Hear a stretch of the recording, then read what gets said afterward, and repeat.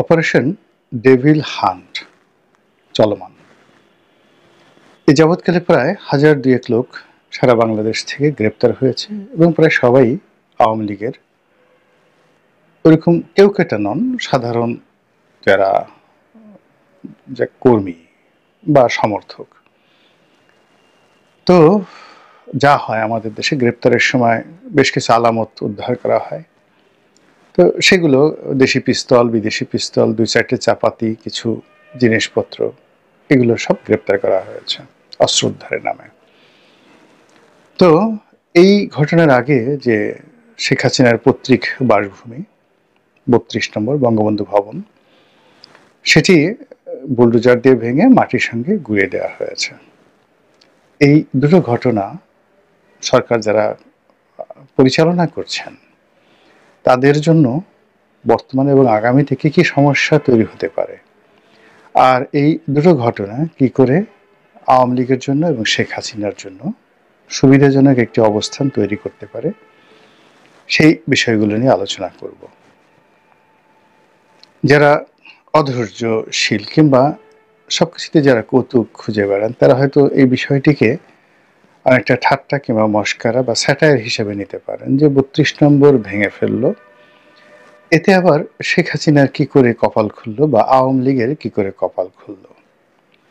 অথবা operation devil হান্টের নামে সারা দেশের যদি ২,০০০ আওয়ামী লীগের নেতাকর্মী গ্রেপ্তার হয়ে থাকেন, কিংবা ধরুন যদি আরও চিহ্নিত দালাল, ফড়িয়া, টাউট, বাটপার আওয়ামী লীগের যারা ছিল তারা যারা এই সময় মুখ ঢেকে আছে, এবং একই সঙ্গে প্রশাসনের যে সকল কর্তা ব্যক্তি আওয়ামী লীগের সময়টিতে রীতিমতো রামরাজত্ব কায়েম করেছিল পুলিশের, সেনাবাহিনীর এবং সিভিল সার্ভিসের।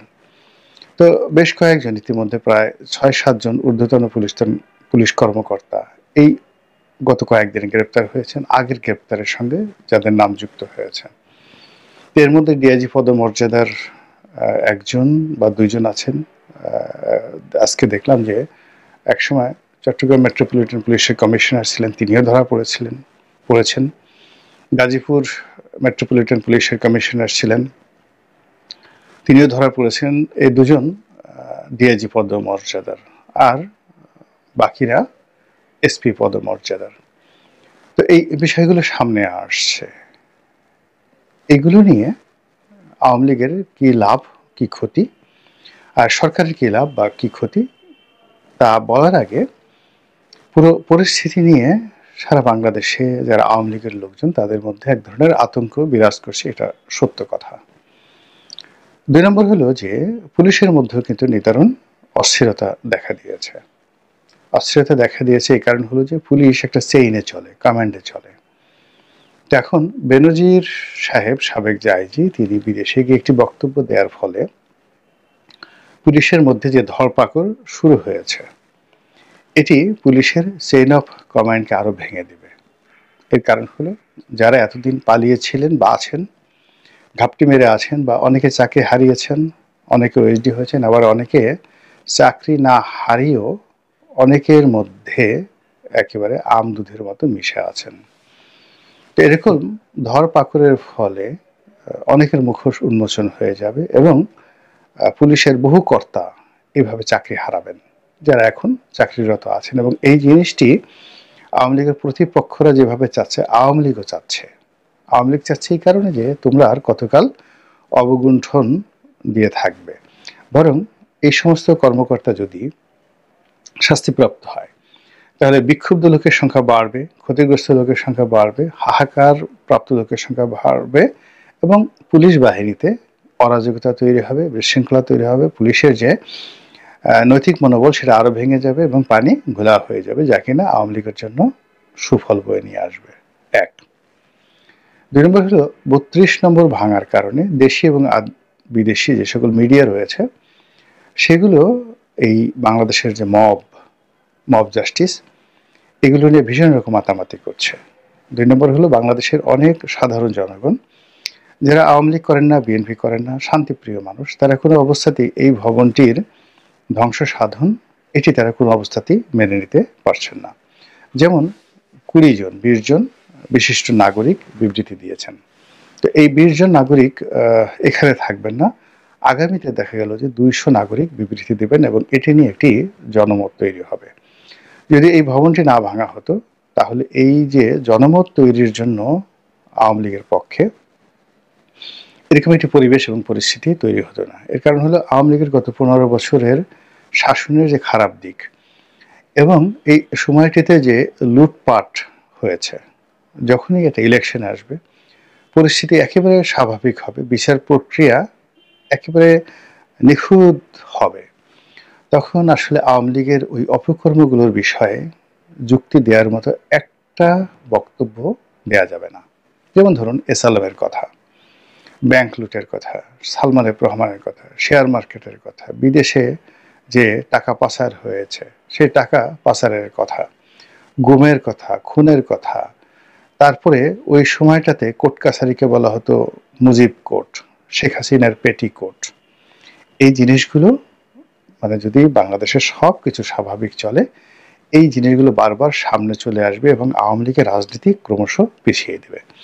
কিন্তু যদি মারামারি হয়, হানাহানি হয়, কাটাকাটি হয়, এভাবে মব হয়, মানুষের জীবন অনিশ্চিত হয়ে যায়, অভাব অভিযোগ বাড়ে, তখন মানুষ বলবে যে এই লাউ সেই কদু আগেই ভালো ছিলাম এবং আওয়ামী লীগের ফিরে আসার পথ ততটা সুগম হয়ে পড়বে।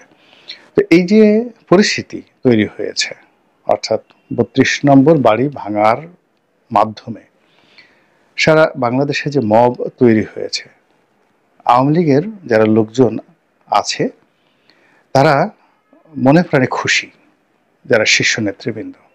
তৃণমূল পর্যায়ে আপাতত অনেকেই আনহ্যাপি, কিন্তু যেখানে একটা বাড়ি ভেঙে দেওয়া হচ্ছে মুহূর্তের মধ্যে সেখানে একটা মব তৈরি হচ্ছে এবং সেখানে একটা কাউন্টার জনমত তৈরি হচ্ছে। যেমন একটা বাড়ি যখন ভেঙে দেওয়া হলো বা বুলডোজার গিয়ে যখন কোথাও আক্রমণ চালালো, এটি প্রথম 4-5 দিন টের পাওয়া যায়নি, কিন্তু এখন এটির কাউন্টার আতঙ্ক ছড়িয়ে পড়েছে।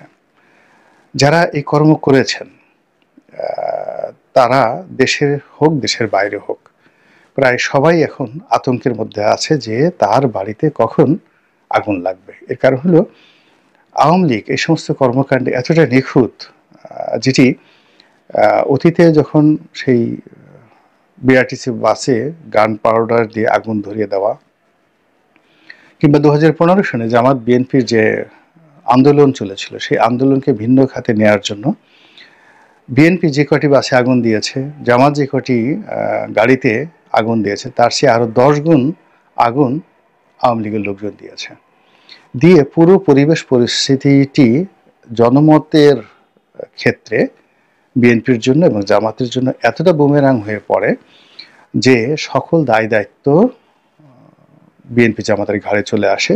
তারা অগ্নি সন্ত্রাস করেছে এবং হাজার হাজার মানুষ পুড়ে গেছে। এখন আমরা বলতে পারছি না যে এটা আওয়ামী লীগ করেছে, এটা জামাত করেছে, এটা বিএনপি করেছে, কিন্তু যেহেতু আন্দোলনটা চলছিল বিএনপি জামাতের ডাকে, ফলে পুরো দায় দায়িত্ব বিএনপি এবং জামাতকে নিতে হয়েছে। এবং তার কারণে কি হলো, 2015 সনে ওই যে জ্বালাও পোড়াও আন্দোলনের শুরুটা হয়েছিল বিএনপি জামাতের হাত দিয়ে এবং যেটা পূর্ণতা পেয়েছিল আওয়ামী লীগ বা তাদের গোয়েন্দা সংস্থার মাধ্যমে, এবং এর ফলে গণতান্ত্রিক আন্দোলনের যে একটা ঐতিহ্য আমাদের দেশে, হরতাল অবরোধ, হরতালের আগের রাতে গাড়ি পোড়ানো, তারপরে আরো অনেক কিছু করে, এটি বাংলাদেশে চিরতরে বন্ধ হয়ে গেছে। এখন ইচ্ছা করলে এই কাজটি আওয়ামী লীগও করতে পারবে না। এর কারণ হলো এটা আর মানুষ মানতে পারছে না, এটাকে এক্সট্রিম পর্যায়ে নিয়ে তারপরে এটাকে একটা ঘৃণার পর্যায়ে ফেলে দিয়েছে আওয়ামী লীগ। তদ্রুপ যে মব চালানো হচ্ছে, এই মবের ক্ষেত্রেও আওয়ামী লীগ যদি পেট্রন করে, অর্থাৎ দিনে যে মবগুলো হচ্ছে ধরে নেওয়া হচ্ছে এটা আওয়ামী বিরোধী যারা লোকজন আছে তারা আওয়ামী লীগের নেতাকর্মীদের বাড়িতে আগুন লাগাচ্ছে, বুলডোজার দিয়ে পিটাচ্ছে, এবং দেখবেন যে ইতিমধ্যেই এগুলো নিয়ে অনেকগুলো কার্টুন তৈরি হয়েছে, টিকটক তৈরি হয়েছে এবং হাস্যরসের তৈরি মানে ঘটনা জন্ম দিয়েছে। দ্বিতীয়ত এই সকল মবের ফলে অনেকগুলো সরকারি প্রতিষ্ঠান, বেসরকারি প্রতিষ্ঠান তাদের নিরাপত্তা বৃদ্ধি করা হয়েছে এবং সেখানে সেনাবাহিনী নিয়োগ করা হয়েছে প্রথম আলোর মতো পত্রিকাতে। এগুলো সবই আওয়ামী লীগের পক্ষে চলে যাচ্ছে। দ্বিতীয়ত, পটুয়াখালীতে একজন কন্টেন্ট ক্রিয়েটর, তার বাড়িতে আগুন লাগানো হয়েছে, মিস্টার কাফি। তো এই মিস্টার কাফির এই আগুন লাগানোর যে ঘটনাটি, রাতের আধারে সবাই আওয়ামী লীগকে দায়ী করছে এবং সরকারের কাছে বিচার প্রার্থনা করছে যে তাদের কারণেই এই ঘটনা ঘটছে।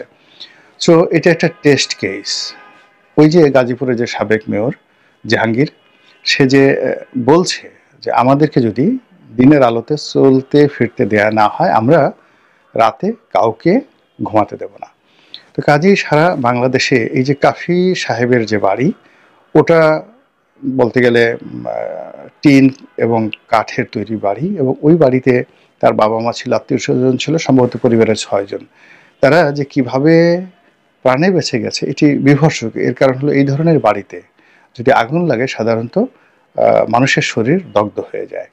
তো সারা বাংলাদেশে এ যাবৎকালে যা কিছু ঘটেছে, এটার অ্যাগেইনস্টে অকারেন্স ঘটানোর মতো সুযোগ এবং ফোর্স দুটোই আওয়ামী লীগ পেয়ে গেছে। এর কারণ হলো যতক্ষণ না পর্যন্ত একটা মানুষ নিজে বিক্ষুব্ধ না হয় এবং যতক্ষণ না পর্যন্ত একটা মানুষ ক্ষতিগ্রস্ত না হয়, সে কখনোই অন্যের ক্ষতি করতে পারে না। তো 32 নম্বর আওয়ামী লীগের কেবলা, এই 32 নম্বরকে ভেঙে ফেলার ফলে আওয়ামী লীগের সমস্ত নেতাকর্মীর শরীরে, মনে, মস্তিষ্কে আগুন এবং বারুদ এ দুটো ছড়িয়ে দেওয়া হয়েছে, ফলে তারা টগবগিয়ে ফুটছে। 2 নম্বর হলো আওয়ামী লীগের অনেক নেতাকর্মীদেরকে মামলা মোকদ্দমায় এই যে জড়ানো হলো বা গ্রেপ্তার করা হলো, তাদের আত্মীয় স্বজন থেকে শুরু করে এমনকি তারা যদি সন্ত্রাসী হয়, তাদের ক্যাডার বাহিনী আছে, তারা জেলখানাতে বসে আরও নিরাপদে নিশ্চিন্তে, যেমন ধরা গেল যে অমুক এলাকার হাবলুকে ধরা হয়েছে, তো হাবলু জেলখানাতে বসে বলল যে আমি তো এখন নিরাপদ, জেলখানাতে আছি। সে কাবলুকে বলল, কাবলু পুলিশের খাতায় এনলিস্টেড না, সে বলল যে যা অমুকের বাড়িতে আগুন দিয়ে দেয়, রাতের আধারে আগুন দিয়ে আয়। তো এই জিনিসগুলো কিন্তু 55-56 সনে পাকিস্তান জমানাতে ব্যাপকভাবে তখন বাংলাদেশে চালু হয়েছিল যুক্তফ্রন্ট সরকারকে যাকে বলা হয় ব্যর্থ করে দেওয়ার জন্য। এবং এর প্রেক্ষিতে কিন্তু আইয়ুব খানের মার্শাল এসেছিল সারা বাংলাদেশে, পাটের গোদাউন থেকে শুরু করে ব্যবসা বাণিজ্য, শিল্প, কলকারখানাতে শুধু আগুন আর আগুন। তো এই যে আগুন শুরুটা হলো, এটির যাকে বলা হয় প্রেক্ষাপট রচনা করেছে এই যে মুভ বুলডোজার। আপনি চিন্তা করুন যে বইমেলাতে যে ঘটনাটি ঘটেছে, এটাকে আপনি যে কোনো অ্যাঙ্গেল থেকেই বিচার করেন, অর্থাৎ মবটি যদি বিচার করেন সেটিও সরকারের ব্যর্থতা। আবার মবের অ্যাগেনস্টে জয় বাংলা যে স্লোগান দেওয়া যে লোকটি দিয়েছে, আমার কাছে মনে হয় না যে সে এত সাহসী মানুষ যদি পিছনে তার পেট্রোল না থাকতো। তো এই যে টোটাল যে কর্মকাণ্ডগুলো এখন হচ্ছে, এই কর্মকাণ্ডের ফলে রাজনীতির মাঠ ঘোলাটে হচ্ছে, গণতন্ত্র নির্বাসনে যাচ্ছে, নির্বাচন ক্রমশ পিছিয়ে যাচ্ছে এবং অগণতান্ত্রিক শক্তি আগামীতে ক্ষমতায় আসার যে পথ, এই পথটি পরিষ্কার হয়ে যাচ্ছে। আর এখন যারা ক্ষমতায় আছে ক্রমশই তাদের ব্যক্তিগত জীবন, সামাজিক জীবন, আন্তর্জাতিক জীবন, কূটনৈতিক জীবন, শরীর স্বাস্থ্য, মন মানসিকতা সব কিছুই ঝুঁকির মধ্যে পড়ে যাচ্ছে ক্রমশ এবং ভয়াবহ। আল্লাহ আমাদেরকে এই পরিবেশ পরিস্থিতি থেকে